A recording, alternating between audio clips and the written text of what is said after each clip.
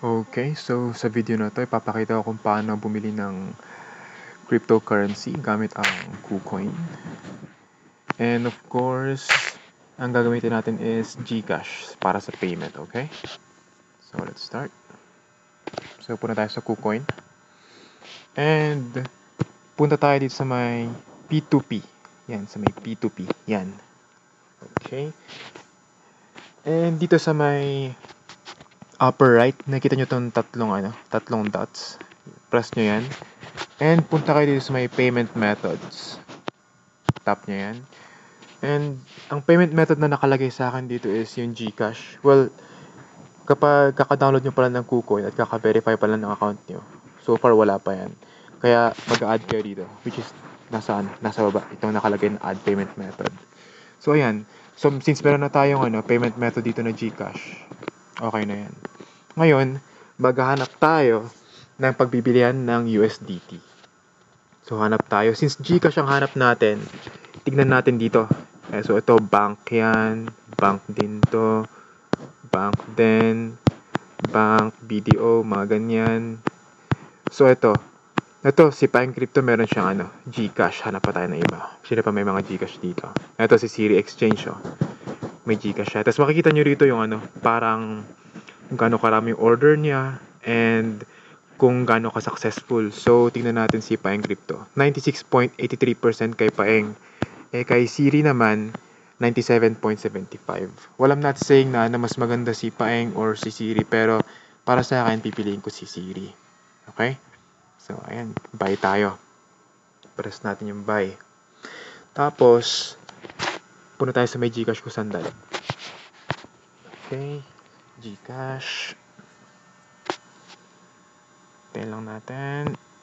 Pause ko lang sandali. Tignan natin yung code para makoveran. There we go. So, nakikita nyo naman, meron akong 1,000.83 pesos. Okay. Punta sa may ulit, sa may KuCoin. And lagay natin dito, 1,000. And nakalagay kasi dun sa may napansin nyo, meron kasi yung limit na tinatawag nila. May limit kasi Siri Exchange, dapat 1,000. Kaya pag sinabi natin na 999 ng pera ko, bawal. Ang maximum amount dapat 1,000. So, 1,000. Yan. Yun. So, ayan. Ito yung worth ngayon. 16 USDT yung natin. Dito makita yung mga conditions niya. And, hi, welcome. Please proceed to the payment. No third-party payment, please. Kaya bawal kayong gumamit ng hindi nyo sariling account. Kaya dapat, kung ano yung account nyo sa KuCoin, like yung pangalan nyo sa KuCoin, hindi dapat yung pangalan nyo sa GCash. So, ayun. And if you can see my chat due to error sometimes, yun. Okay. I have GCash, pay Maya. Okay. So, ayun. So, magbabuy now na ako ngayon. Buy now. And, dito nyo siya pwedeng i-chat sa may bottom left corner. Send natin. Hello lang tayo. Tapos, nakikita nyo itong payment method. Nakita nyo yung payment method na yan. Pindutin nyo itong bank transfer. Yan. Since GCash ang gagamitin natin, i-press nyo yung GCash. Yan. O yan, nakalagay ng GCash, diba? Ngayon, i-press nyo itong pay. Pay. And dito na part, makikita nyo itong number niya, diba? Itong number niya. Account number or phone number 09153 blah blah blah blah blah. I-copy nyo yan ngayon. Copy nyo. Ngayon, next step. Pagkatapos nyo na-copy, punta kagad tayo sa my GCash. Tapos send. Tapos express send. Tapos yung kinopy nyo na number, ilagay nyo. Tapos 1,000 pesos. Ayan. Next. Check lang natin pangalan. Samuel C. nakalagay. Samuel C. Okay. Send natin sa kanya. Codes natin. Tayin lang natin sandali.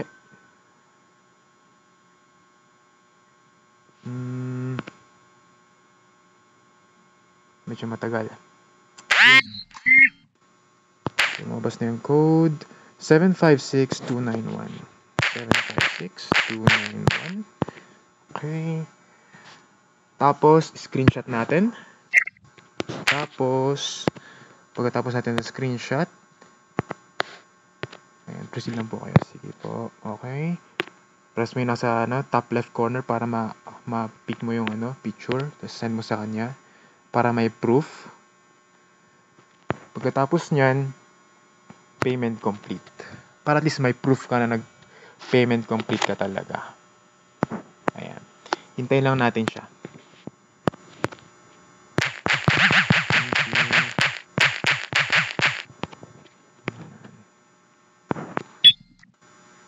Successful payment. Okay. So, may Qcoin. Hintayin lang natin siya.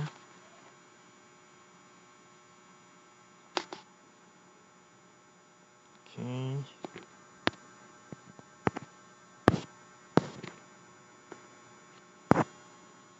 Hintayin lang natin. Might take either 10 minutes or whatever. Basta i-confirm niya. Ayun. Nakita niyo yun? Yan. Transaction complete. So, ayan.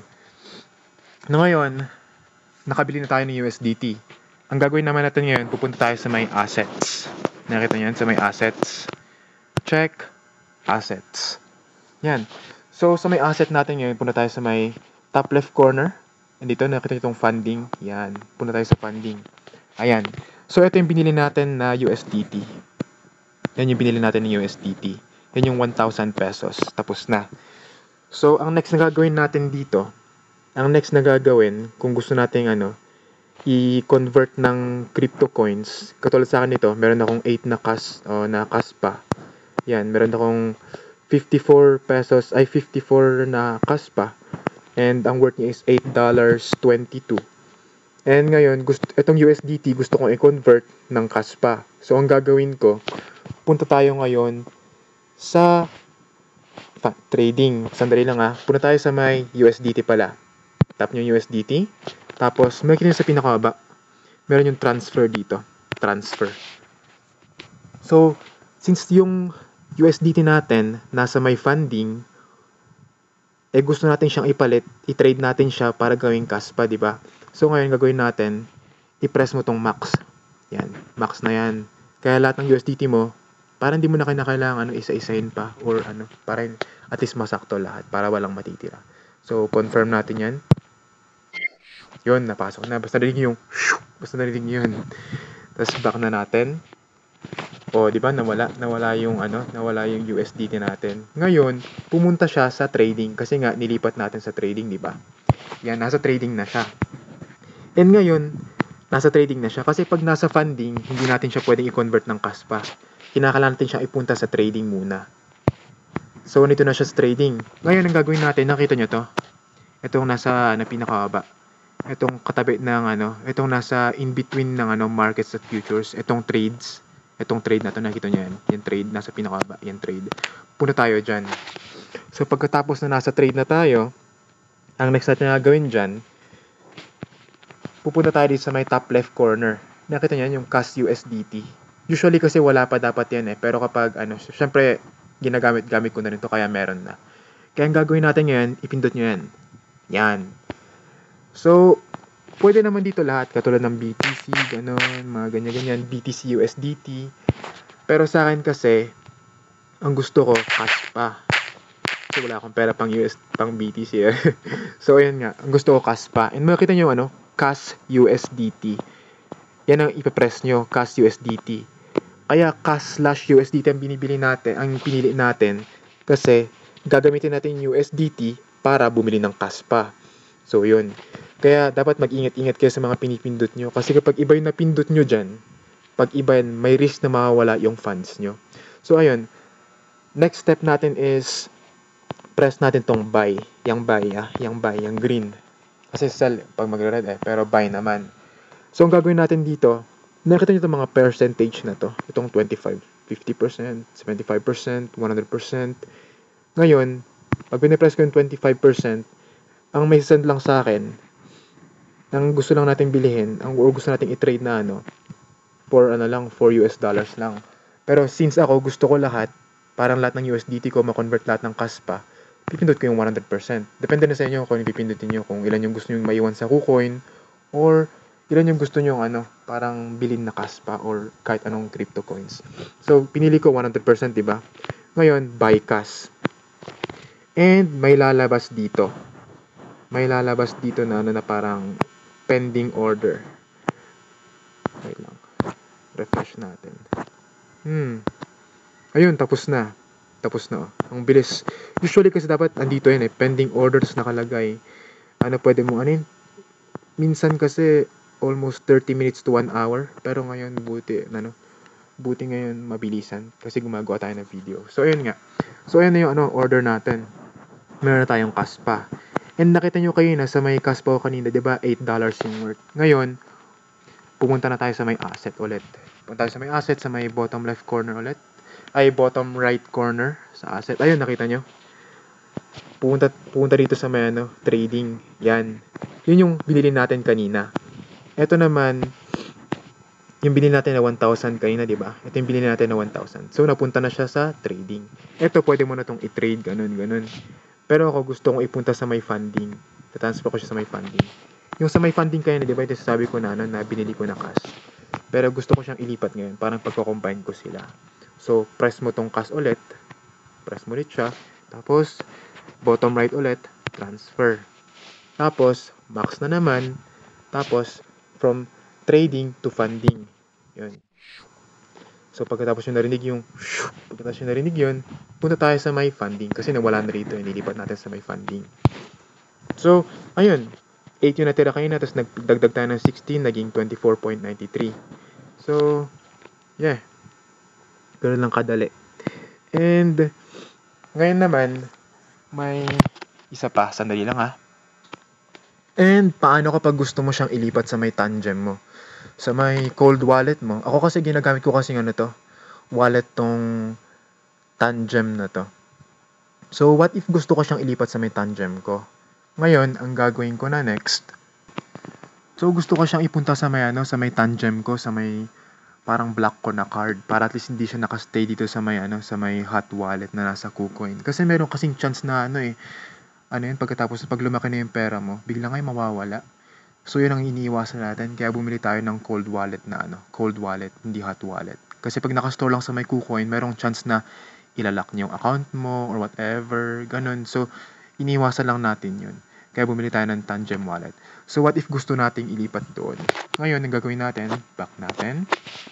Punta tayo sa may Tangem, which is ito. Kung nakita niyo yan, Tangem.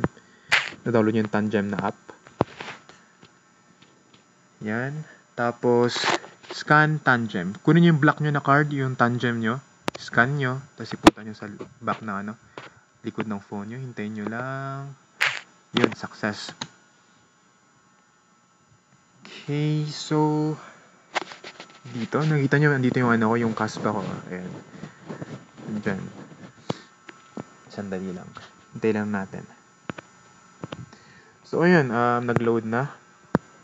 So, nakita nyo, meron tayong $974 or 6,510 na cash. And gusto ko siyang ilipat. So, ang next na gagawin natin, pindot nyo yung cash.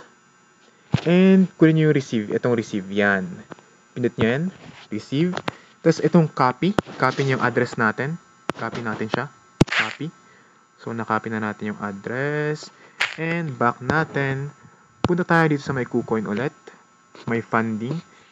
Sa may cash. Pindutin natin sa may pindutin natin itong cash. Yan. Tayo lang natin. Tapos, pupunta tayo sa may deposit. Dito sa may color green na ito na sa bottom left. Punta tayo dyan sa deposit. I'm sorry. Punta tayo sa may withdraw pala. Sa may withdraw. Yan, withdraw. Sa may katabi ng deposit. Skip nyo lang yan. Tapos, andito yung pinaste natin kanina ng address. Yung punta tayo sa may Tangem kanina. Yung kinapi natin. Yan. And automatic na magiging cash pa ito. Nakita nyo, di ba? Automatic na nag-switch sa cash pa. Wag nyo nang gagalawin yan. Kasi pag nagalaw yan, meron chance na mawala yung files nyo. So, ayan, wala na tayong pipindutin. And yung gusto natin na cash is, nakita nyo ito yung balance nyo, 166. So, ang gagawin ko, max. Para at least mapunta lahat. Pindutin nyo lang tong max na yan. Para at least mapunta lahat talaga. Parang walang matitira. Ang next na gawin natin, withdraw. Yun, withdraw. Confirm. Tapos yung password natin, sandali. Pause ko lang. Okay.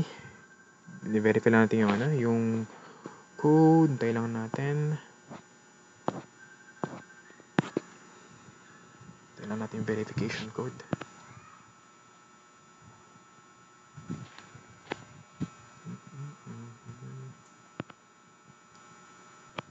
Grabe, ang tagal.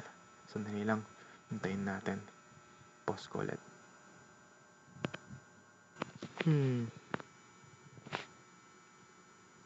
Tagal ah. Weird Z's. Minsan talaga may ganito, may system error.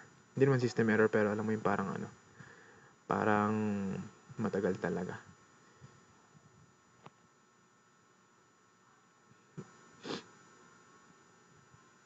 Usually, mabilis na ito dapat eh.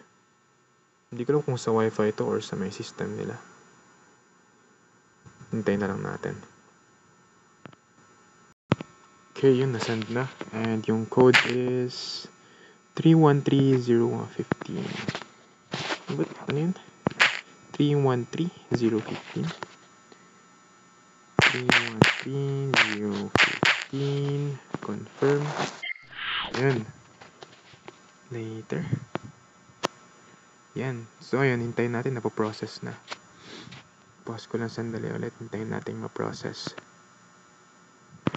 Usually, 10 minutes ito. Usually, pero minsan, mabilisan din.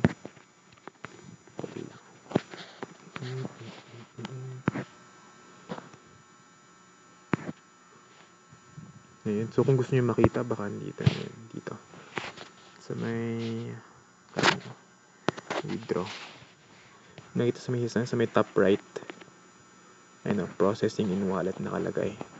Ngayon, hintayin lang natin yan hanggang sa ma-process. Tapos, check natin yung tangem natin kung na-send dun yung 162 na CASPA. Check na natin kung ilan yung CASPA natin sa may tangem ulit. Para at least sigurado tayo. Para at least alam natin na na-send.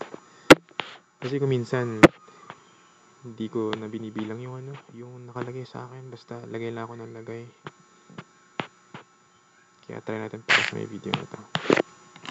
Okay.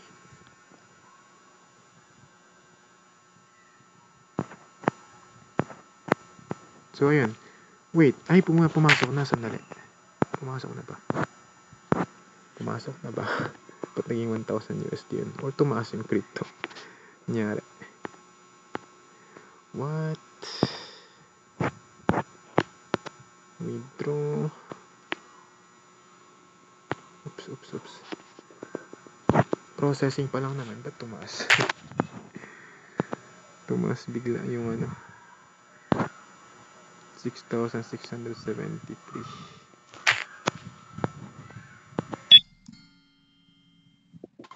Ayan. Withdrawal successful. Ayun, tapos na. Ayun, na-complete oh. Nakita nyo na-complete. Punta tayo dito sa may tangem. Sabi ko nauna lang talaga sa may wallet. Double check natin. Tanggalin natin lahat. Double check tangem. Scan tangem. Yan. Yup.